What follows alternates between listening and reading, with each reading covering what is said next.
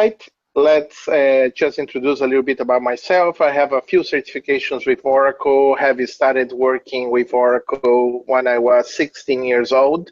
And I even was a beta tester of Oracle 7. That makes me feel very old.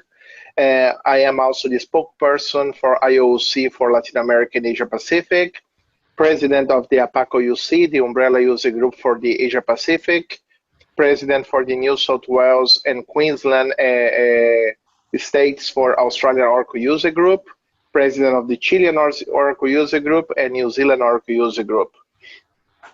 I also had the privilege to be presented over 450 sessions at 48 countries around the world. My blog is oraclenz.com or oraclenz.net.org. And my email is alvarez@clouddb.solutions in case you want to be in touch. Also, you can contact me via Twitter. My handler is FCOMunas. And I always talking about events that are happening in the Oracle community, tutorials, webinars. I'm just trying to help the people to share the knowledge and avoid to talk a little bit about marketing.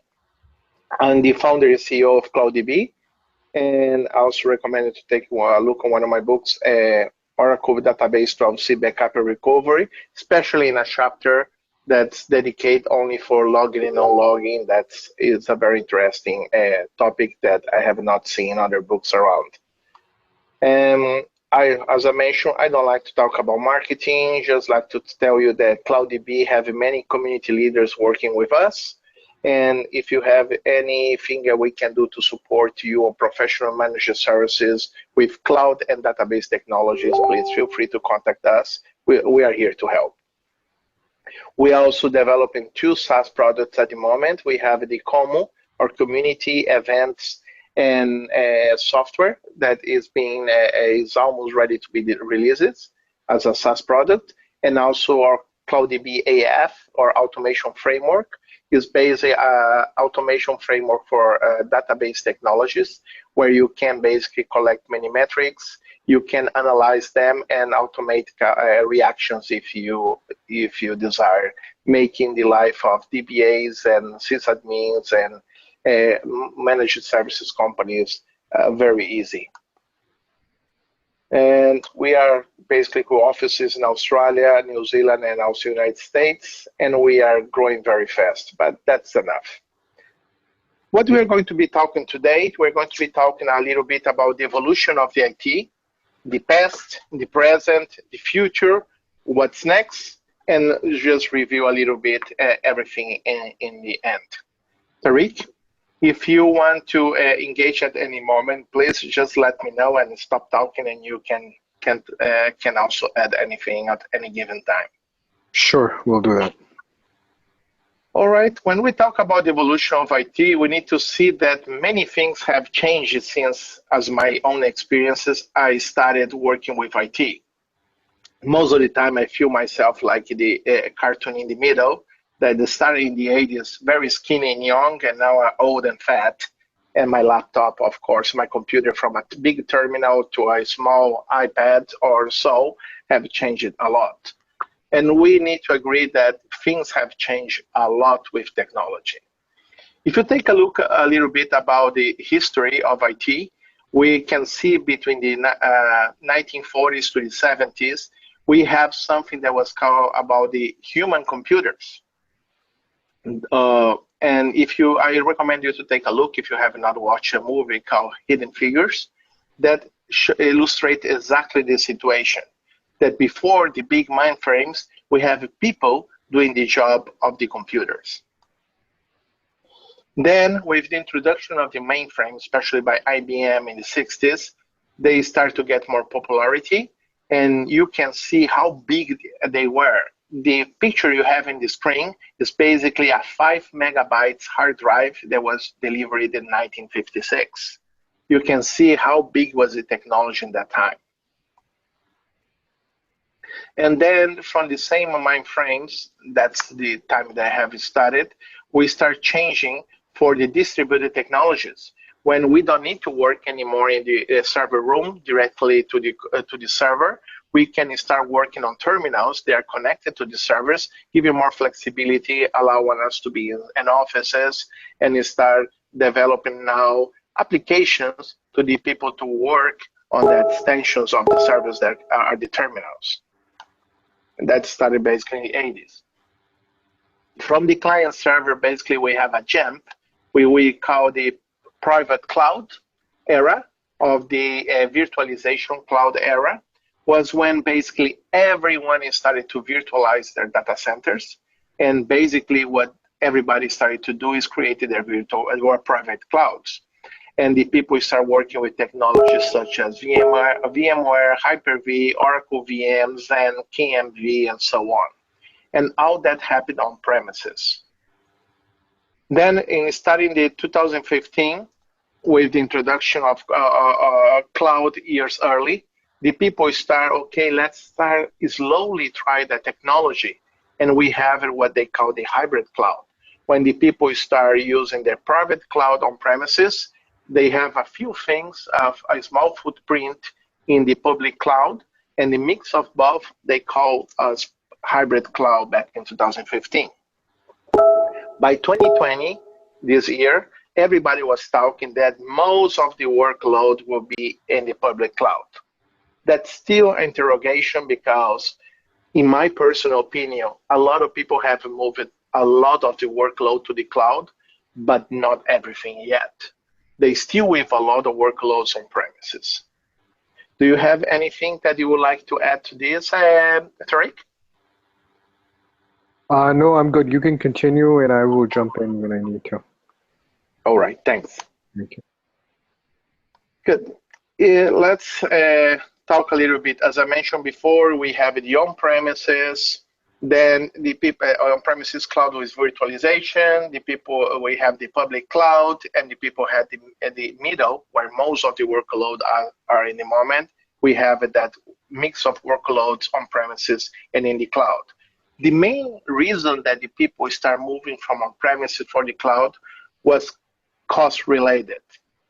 And why? Because they allow them to change it from CapEx to OpEx and basically start paying only for what they are really consuming. That stop doing things that were happening before over. Sometimes you have overestimated server capacity, you have a new project, you order a huge cluster of servers because that's what you think you're going to be needing, and then you're using 20-30% of that capacity. And you know technology evolves. If you're not using everything, you're also losing money. And after 5-6 years, that hardware become obsoleted, and now you need to refresh that hardware. That means during that period of time, you lost a lot of money on resources, licenses, and so on. Or sometimes it's the other way around. You underestimated the server capacity, and everything that you bought is not enough. And now you cannot say nothing because you already blow your budget, and you cannot have the resources. You need to try to survive with that underestimated server capacity. When cloud allow you to basically scale on demand. If you are overestimate the server capacity on your cloud environment, you can reduce your infrastructure underlayer to basically cope with that. Then when you need extra capacity, you can scale on demand. That is another very good benefit of using cloud. Finally, another reason why people move to cloud is how fast I can basically deploy resources when I need it. In the past, if I need to deploy a new server for create a new developer environment or a new test environment, I need to make a requisition to a new server, wait to get that purchase delivery. Then when I receive, I need to install, configure, and that's weeks, if not months of work that happens. Now, I can just go to a click of a button, and in minutes, I have the resource I needed. That's another key point of why people started to move to the cloud. And of course, you have many other benefits too. especially when, example, the cost that everyone have with a refreshment of hardware is a huge cost, especially on time when teams need to engage of a new project when they're already busy, just to migrate applications, migrate databases from old servers to new server test and so on. That cause a huge overload, and that cost do not exist in the cloud because basically all the underlying infrastructure is being upgraded and refreshed continuously, and you not even notice that because they do things such as live migration. The new environments live migrate from the old machine that you have now to a new one in the background, and without zero downtime, and you ever not notice that you are changing to a new server and things like that. I'm just going to And quickly add here yeah, that on the previous slide, one of the biggest benefits of moving to the cloud that I find in my career is the speed of deployment. So let's just say you need 10 servers or 20 terabytes of storage. You can literally get your server, storage, network, hardware, software, resources up and running within a matter of hours. So the speed of deployment is really quintessential in a lot of organizations and entities moving to the cloud. Back to you, Francisco. yes, no, that's great. That sounds good. And also, if you just take a look on when I started as working with Oracle Technologies. I started with 16 years old, working in a big project with Oracle, the first project to introduce Oracle to Latin America in Brazil. And basically, in that time, everybody working on the project were developers. We learned to work with technologies such as SQL Form, SQL Menu, SQL reports, emails, Oracle Case, and so on, Oracle Menu. And we started developing over a database, a new technology that we not even knew before. And at that point of time, everybody was thinking that the database will look after itself, and we just need to develop a code, and deploy. Then we start notice that the things were not like that. We need someone that need to be continuously working in the database, especially doing backups, defragmentations, and things like that. If you take a look at that time, and all that kind of jobs, such as doing the code backups, because that time we didn't have our man to do hot backups, defragmentation, that job we're doing when the database, with the database down. That means we need to find windows during the night where the person that was assigned that task could basically engage and start taking care of the backups and the fragmentation and so on. And that was the birth of the DBA on that times. And other thing that happened, that technology, in that times we have only one or two databases, very small, kilobytes to megabytes, and that was huge for us in that time because everything was slow, service was slow, everything was slow. Then a lot of new technologies were evolving just with the passing of the years, very, very fast. From one small database become to a medium, big size database.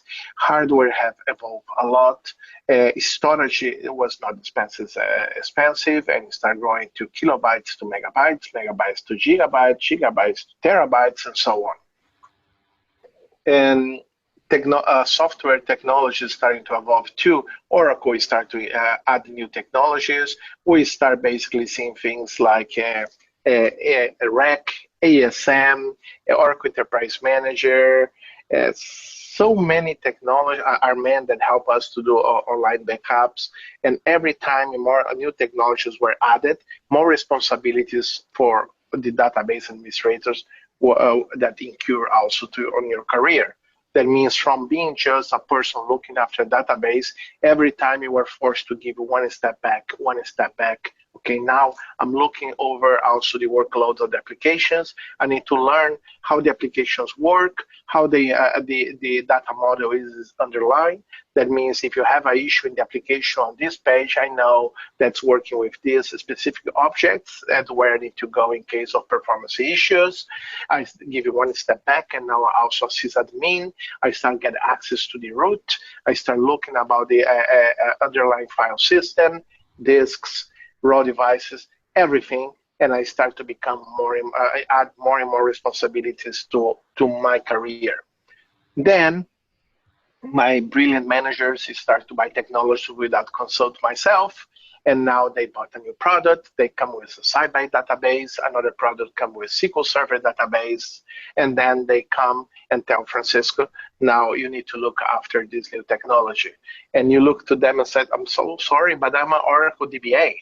No, can you review your contract? You are a database administrator. These are databases, that's your responsibility. And you start getting more and more and more responsibilities because technology was evolving really, really fast. That was a small idea of what's the past. The present is, again, a lot of change happened. And that was especially with the adoption of cloud technology.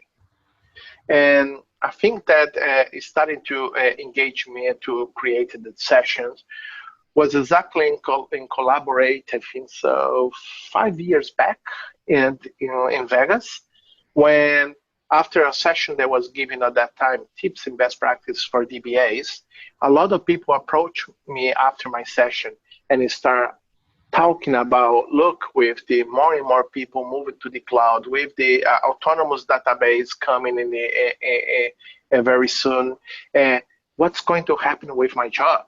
Will be DBAs be out of job? And things like that. And that's basically pushed me to create this presentation and on that time. You need to see that as per Oracle, a lot of these slides that you're going to see, a few screenshots are from Oracle itself. They mention that DBAs spend much of their time in these areas. 72 of IT budgets spent on generic maintenance tasks versus innovation. 85% of security breaches occur after a CVE was published, and 91% experienced unplanned data center outages. And database downtime costs in average, as said by the DB Maestro, around $7,900 per minute. If you take a look on this screenshot, basically, we will see that a lot of people, especially DBAs currently, they spend a lot of time in maintenances of basically being firefighters instead to be proactive and focus on innovation. When I speak with DBAs around the world, I always ask them if they are getting involved in DevOps technologies or any new emerging technologies that they should be already engaged. Most of the times they tell me that they are not able to have time to start investigating and work towards that new innovations because they don't have time. They are busy just doing firefighter and they don't have no time to that. And that is a big thing with cloud computing, especially with autonomous environments or inclusive, if we put AWS as RDS technologies. They will offering that part. They will look at most of the maintenance of your infrastructure and also a percentage of the database underlying technology. If it's within autonomous, they will look 100% of that maintenance. That way, you can do things that I've been saying for over 10 years. You should be, as a DBA, you should be automating most of the BAU, business as usual workloads that you have in your daily routine. If you cannot automate it, you should be delegating that for junior DBAs, other people you're mentoring, even sysadmins. Why? Because you have more important things to do. You should be focusing on innovation, working with emerging technologies that you should be that you can bring to your current daily life and for your business, that will help the business to get a better return of investment from the technologies they are using. You should be taking more architect workload more than just be an operational person. That's why I was saying also for many years that, in my opinion, we have two kinds of DBAs in the market at the moment.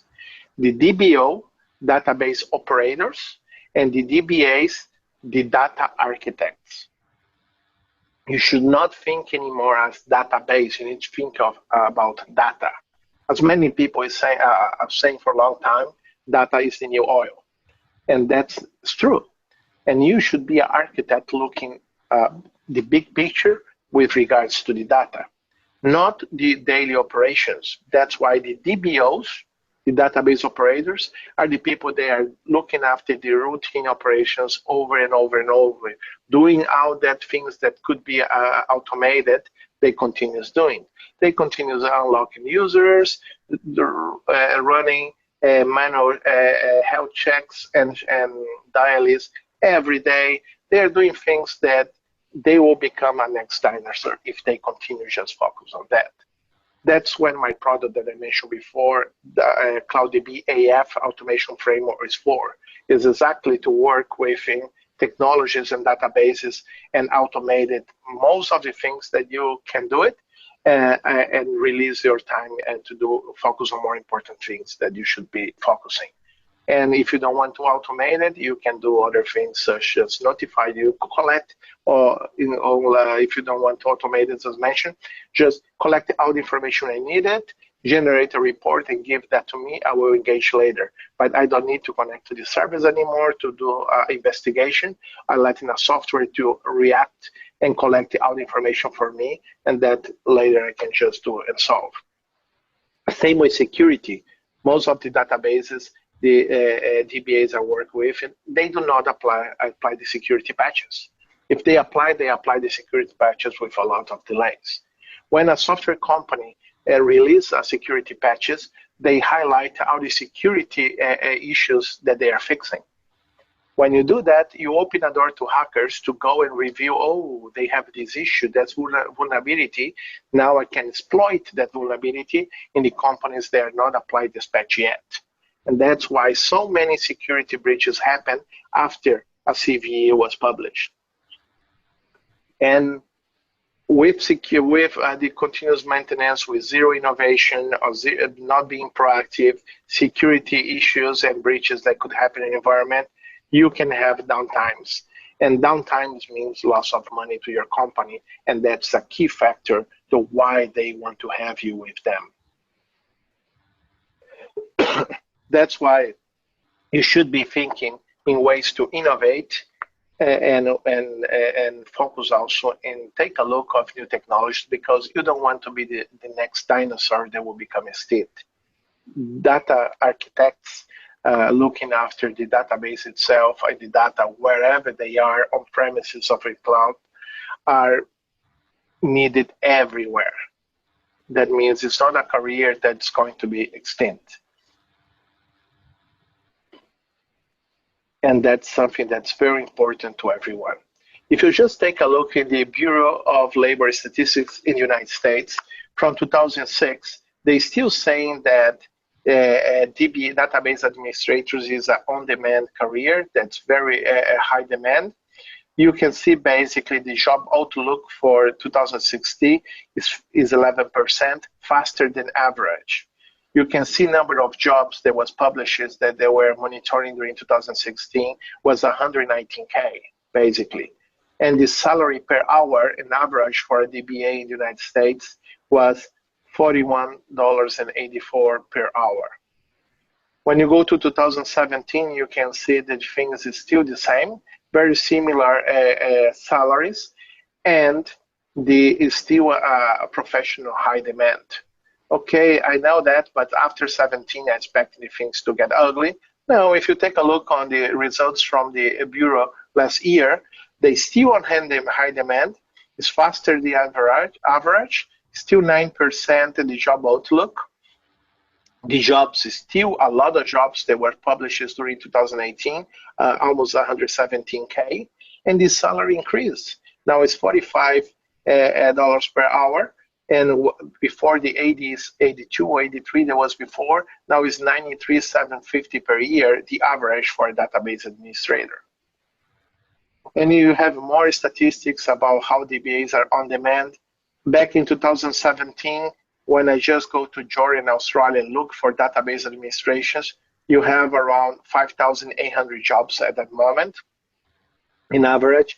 Now, just in 2020, with COVID situation, where most of the jobs people are not hiring at the moment, we're still seeing a huge demand for database administrators here in Australia, where I'm located, as per example. And you can see about the pay in Australia, the knowledge in the top, you can see the requirements for a DBA today that's migrated from a database administrator for a database architect. They are not asking for one technology knowledge, they're asking for multiple technologies you need to have in your pocket, such as Oracle, SQL Server, basically RDBMS, NoSQL, all this knowledge in the background. You need to know a little bit about the DevOps. You need to know about operation systems. You need to know everything about automations, storage, network, security, and so on. Our profession now become a hybrid of a series of knowledges that we should be having. And of course, salary is still increasing depending of your work experience, how many technologies you know, because that's key to your success in your career. And when compared with other technologies professions, database administrator is still one of the higher salaries in the market. Now, just to focus in the present, when we talk about cloud computing, we have many different cloud providers in the market. If you take the big four, at the moment, we will talk basically about Amazon Web Services, Microsoft, Google Cloud, and of course, Oracle Cloud. That's the last one coming from the back and growing at the moment. But if you take a closer look, all cloud providers basically have the same level of offerings. All of them offer infrastructure as a service, all of them offer platform as a service, and all of them offer software as a service. If we focus on the platform as a service, that's where you have a kind of many automations towards database environments. That's when you have Amazon with RDS, you have MySQL, MariaDB, Postgres, Oracle, SQL Server, and Aurora as an example. Same, you have many offers with Microsoft Azure, and Oracle, you have also their own offers right here. But do not confuse, we are going to talk a little bit more about that in a few more slides, automation with autonomous. They are two different things. If you just take a focus on Amazon in RDS, when Amazon RDS came out, we DBAs start to be already on panic. Oh, the cloud is now offering a technology that will replace the DBAs. Are you sure about that comment? My company, myself as a DBA, I had more work managing RDS environments than on-premises environments. Why? Because the RDS lock the database in a way that now you have specialized knowledge just to try to solve things, because Amazon made the job of the DBA harder, because they block a lot of the ways that the DBA will do their job to improve performances, for example, security and so on. Now, I'm making more money managing environments on RDS than I was making before managing on premises. And consequently, I have a team of DBAs globally that now they're just specialized on the technologies to provide the best service possible. That means now it's a niche market that's not become a niche market anymore. Now it's a huge market that proved to us that that was not the end of the DBA, just to move to a platform as a service, your database. That's an opportunity.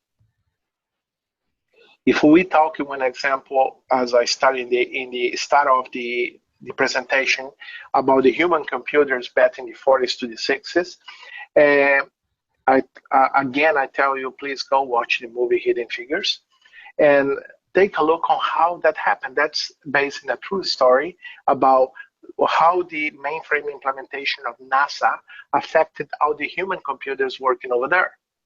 If you take a look, just a small resume, I'm not going to spoil anyone before watching the movie. Basically, what's happening over there is that the human computers were very scary because they are going to become obsolete with the implementation of the computer, the mainframe at that moment.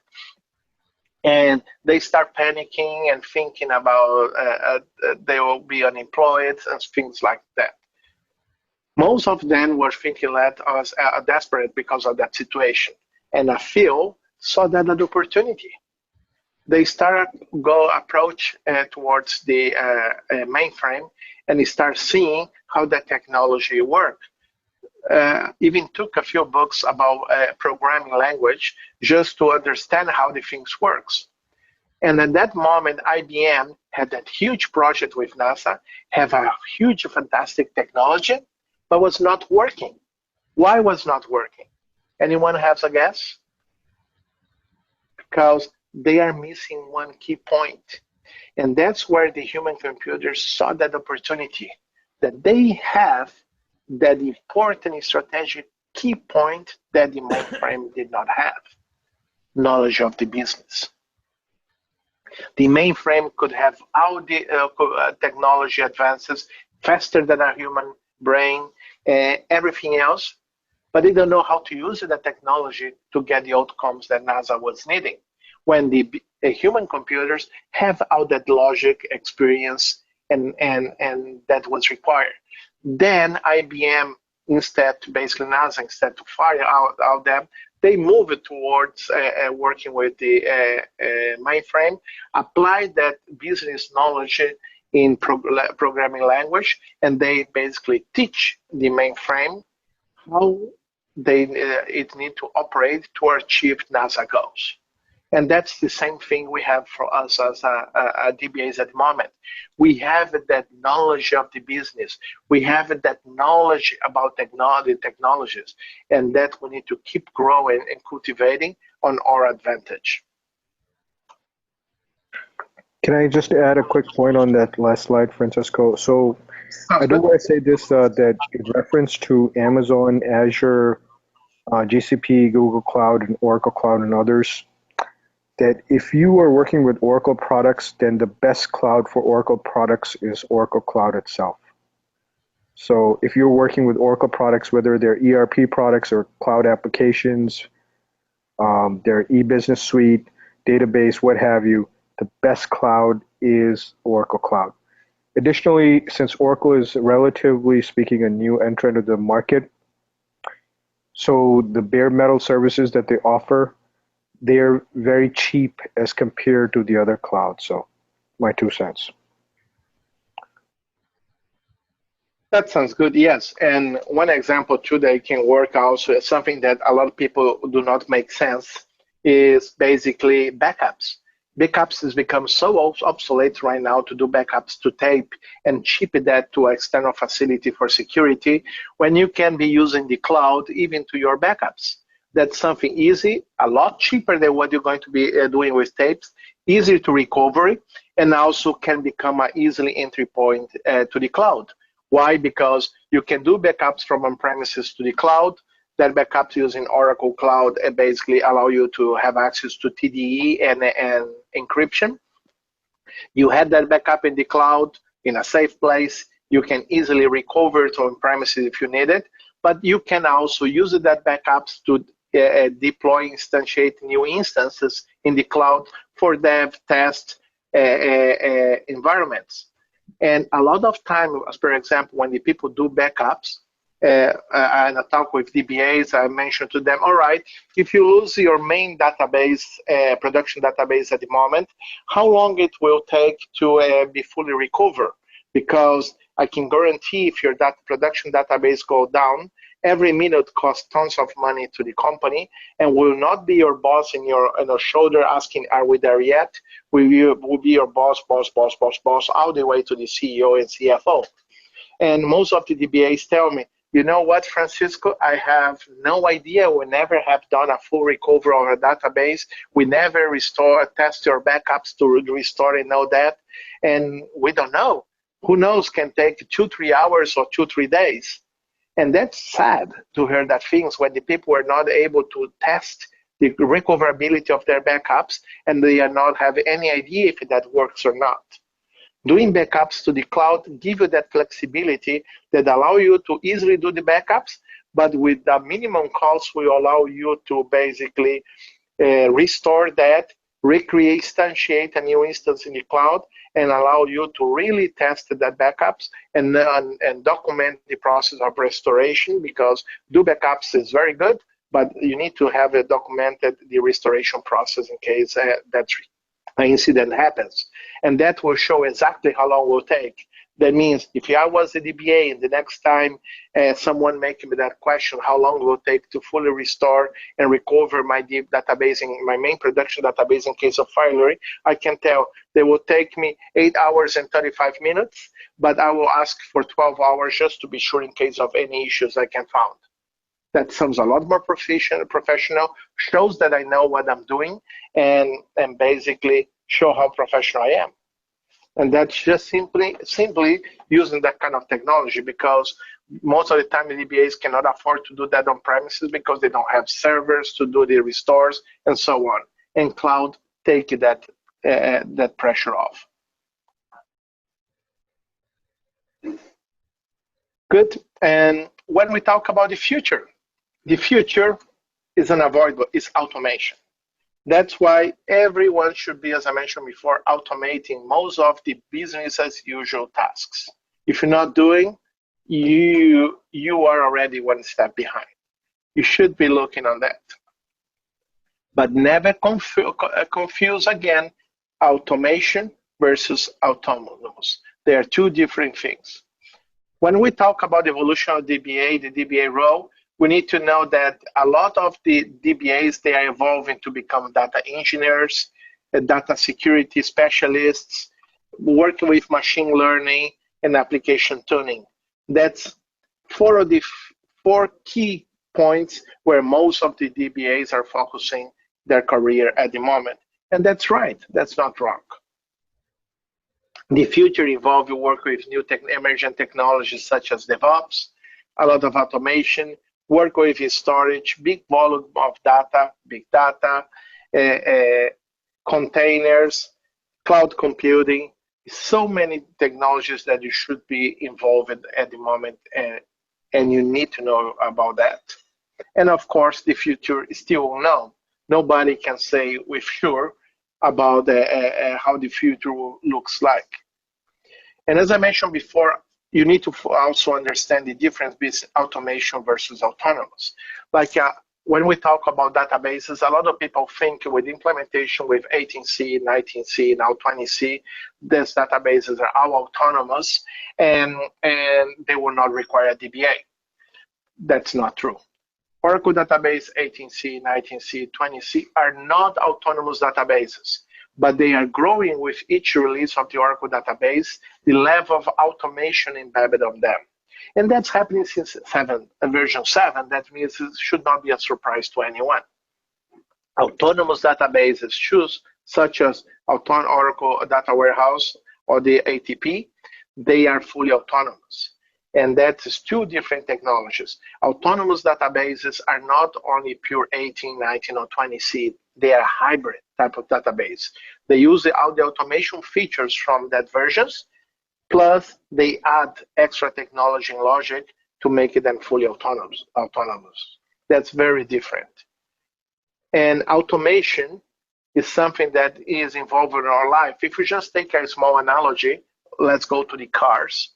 Everybody knows the autonomous cars are coming in the horizon. They are being tested everywhere for years. They are growing and advancing the technology.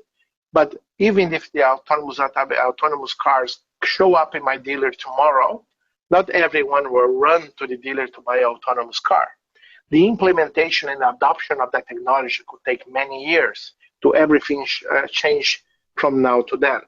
But don't be surprised if they change in 5, 10 years lapse. Everybody's working and driving autonomous cars. Just remember in the back when everybody was driving horses and or using pushing cars by horses, and a few years later, no more horses in the street and a lot of cars. That kind of technology and change happens. But you should not be afraid of automation. For example, when I bought my new car last year, um, I started enjoying a lot of automation features in my car, such as I press a button and the car park by itself, helping me. The autonomous cruise control that brakes if another car in front of me brakes when autonomous, accelerate itself, and take out that control and help on the driving. Line control that tell me, okay, Francisco, you are driving right. I try to adjust a little bit your drive to be in the center in the lines to avoid an accident. And even if you start pushing, fighting with me with the automation control to go over what they are saying, they show me an alert. I think so. It's time for a coffee, and you should have a break. Why? Because all these automation features are there not to take out the pleasure of driving a car. Their automation features are there to reduce the risk of I have an accident, of an incident happens. That's the same on all the technologies we are talking there. All the automation we are using and implementing on database technologies and so on are right there to reduce risk and to avoid incidents that can be avoided. Why? Because when you repeat something over and over and over, you have a propensity to ignore things and risk increases. That's why automation is so important, and autonomous is a kind of different thing. And let's go to, again, if you talk about automation, it means minimizing human interaction, minimizing manual steps, and generally is by using scripting. Again, I recommend you to take a look on the CloudDB AF automation framework that can help you on this part. And autonomous is where full automation, no human interaction is required. And again, implementation of autonomous technologies such as autonomous databases, in my opinion, are not a risk to DBAs because they take away most of the workload that we don't need to spend time on and allow us, free us to focus on more important things we should be looking after, security, performance, and so on. And as I mentioned before, as you could see for everything that was saying, I need to start to speed up because of the time. Cloud is the inevitable next step in the DBA DNA evolution. A lot of people are still afraid to go to the cloud, and you should not be afraid of it. It's still working as everybody else is doing for years in a hybrid environment if you're not sure about going to the cloud, but you start playing with. Now, if we talk about the future, you can see in the database management solution for analytics, Oracle is one of the leader of the quadrants. If we're talking about infrastructure as a service in the cloud computing, you don't have that many challenges and leaders and so on in major quadrants or competitions like in data management. You can see just the big six, only 6 big players at the moment, but Oracle is one of them. When in database management system, you're still seeing Oracle, one of the leaders in the leaders quadrant, and so on. You can see that Oracle is investing a lot of technology, and you should be looking after. And this was in 2019 versus 2020, where their workload was running back in 2019 and where they was expected to be on 2020. You can see on premises is going down. That's the expectation, but it's still a lot of people expecting to 2020, 20%, 27% of the workloads to be still happening on premises. And a lot of people is working with private clouds and hybrid clouds still. Challenges in the past, when we are talking about cloud, when in a few, around 5 years back, we are talking, oh, everybody is afraid about security in the cloud, governance and compliances, privacy, oh, I'm going to be locked in a vendor, cost, lack of visibility, unplanned outage. That was the public cloud challenges back in 2015-16. In that time, everything was new and the people was focused on these kind of challenges. Nowadays, that's not a reason to move to the cloud anymore. Now the people is more, the main challenge is moving to the cloud is related with software licenses, the complexity of license rules when moving to the cloud and so on. That means software cost is now the main concern to people moving to the cloud. Okay, just advance a little bit on this. We don't need to look at all that many graphics. By the way, this presentation is available on my blog for download, oraclenz.org or .net or .com, and also is available within the Quest application and later on the website, and you can download the presentation too. Okay, just let's keep this. Another key point that we need to talk just very fast is about also a key point to evolve in your career is the way you work and by yourself. Have a proper attitude and show that you want to innovate. Is positive. Like you want to go to see a group of DBAs, you can see one or two killing themselves. You see they're busy working, and another group just connected to Facebook, doing things. Why, basically with that mentality, why they're going to kill myself? Let that people do their job. I'm not getting paid enough. I'm going to just follow the flow very slow. You need to show attitude. Attitude is very important to show why you are different to everybody else, why you should be giving the next promotion, why your boss should give you good recommendations to your next job. That kind of attitude is important because you should not be equal everybody else. If you equal everybody else, you basically, you can be changed at any moment because they can go grab another person will be the same than you.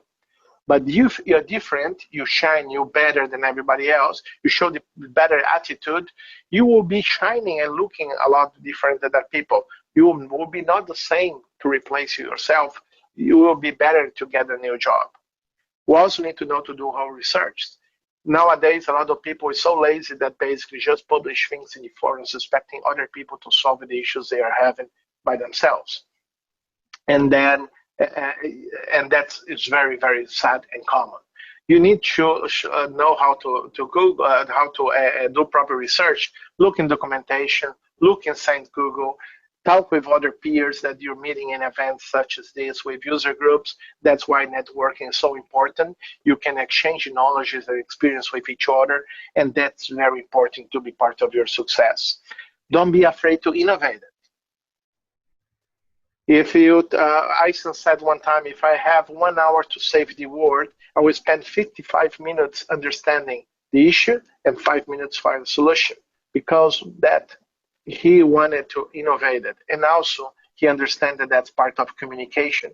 We need to listen and fully understand a problem before we start to go look for the solution.